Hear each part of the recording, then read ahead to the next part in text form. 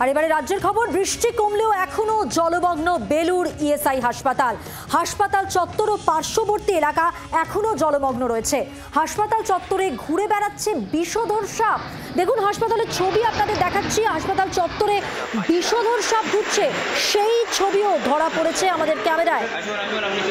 আতঙ্কে রোগীর পরিবার ও হাসপাতালের কর্মীরা। স্বাভাবিকভাবেই হাসপাতাল চত্বরে যদি এরকম বিষধর সাপ ঘোরে আতঙ্ক তো ছড়াবেই, এবং অন্য জায়গায় সরিয়ে নিয়ে যাওয়া হয়েছে হাসপাতালের আউটডোর পরিষেবা। বন্ধ রয়েছে ওপিডি বিল্ডিং। হাসপাতাল সূত্রে এখনো পর্যন্ত জানা যাচ্ছে এটাই। হাওড়ার সাপুইপাড়াতে অবস্থিত এই হাসপাতাল। নিজের ভৌগোলিক অবস্থানের জন্যই জলমগ্ন এই এলাকা জানিয়েছেন ডোমজুড়ের বিধায়ক কল্যাণ ঘোষ। তবে অবশ্যই দ্রুত সমস্যার সমাধানের আশ্বাসও দিয়েছেন বিধায়ক। তবে এবার হাসপাতালের ভিতরের ছবিটা আপনাদের দেখাচ্ছি। এতক্ষণ বাইরের চত্বরের ছবিটা দেখাচ্ছিলাম। জলমগ্ন, জল থই থই অবস্থা। রোগীরা কিভাবে আসছেন যাচ্ছেন দেখছেন। যাতায়াত দুষ্কর হয়ে পড়েছে। ইতিমধ্যে আউটডোর পরিষেবা বন্ধ করে দেওয়া হয়েছে। সরাসরি কথা বলবো, রয়েছেন প্রতিনিধি দেবব্রত ঘোষ। দেবব্রত, ছবিতে তো স্পষ্ট কি অবস্থা এই হাসপাতাল চত্বরে। পরিষেবা কোথায় কোথায় বন্ধ রয়েছে, হাসপাতাল সূত্রে কি জানা যাচ্ছে?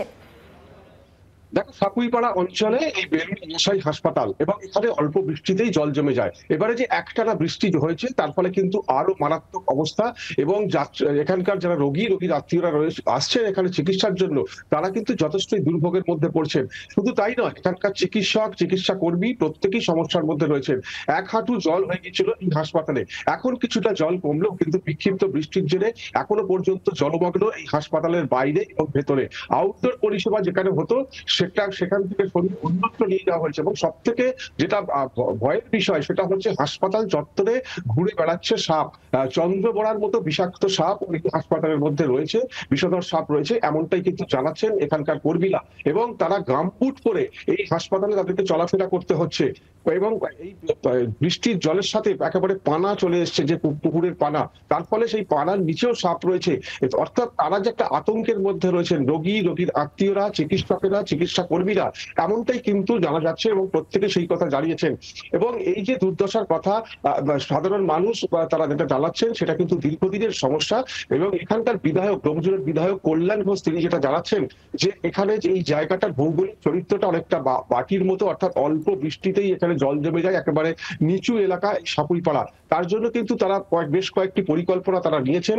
এখানে একেবারে এই ইএসআই হাসপাতাল থেকে চকপাড়া হয়ে সাপুইপাড়া হয়ে একটা নিকাশি নালা তারা তৈরির কাজ শুরু করেছেন। পাশাপাশি বেলুর স্টেশন থেকেও একটি কাজ শুরু হয়েছে, কিন্তু সেই কাজ এখনো পর্যন্ত সম্পূর্ণ হয়নি এবং আগামী বছরের মধ্যে সেটা সম্পূর্ণ করার কথা।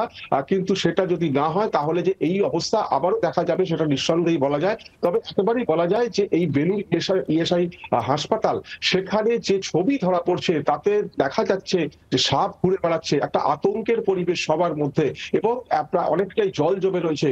এবং আশপাশের এলাকা, সাপুইপাড়ার এই যে ইএসআই হাসপাতালের আশপাশের যে সমস্ত এলাকা, সেখানেও জল জমে রয়েছে। অর্থাৎ সেই জল ডিঙিয়েই হাসপাতালে আসতে হচ্ছে, তারপর হাসপাতালেও এরকম একটা পরিবেশ।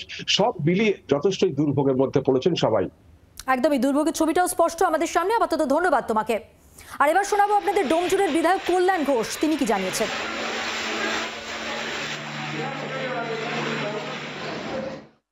ইএসআই বেলুর যেটা বলা হচ্ছে সেটা সাপুইপাড়া অঞ্চলে, যেটা ভৌগোলিক চরিত্রটা গামলার মতো, এবং যেখানে বালি কনস্টিটিউয়েন্সি সব জল আমাদের এই ইএসআই বেলুরের পাশ দিয়ে আসে। বেলুরের ওপারটা হচ্ছে বালি, এপারে হচ্ছে সাপুইপাড়া। তা ওই বেলুরের সমস্ত জল এদিক দিয়ে আসে। আমরা ইতিমধ্যেই বেলুর স্টেশন থেকে শেওড়াপোতা খালের একটি হাই ড্রেনের ব্যবস্থা করেছি। বর্ষা এসে গেছে বলে কাজটা কিছুটা হয়ে বন্ধ হয়ে গেছে। আরো একটা আমরা পরিকল্পনা রেখেছি, সেটা হচ্ছে ইএসআই হসপিটাল থেকে চকপাড়া সাপুইপাড়ার মাঝখান দিয়ে এসে শেওড়াপোতা খালে আমরা জলটাকে নিষ্কাশনের ব্যবস্থা করব।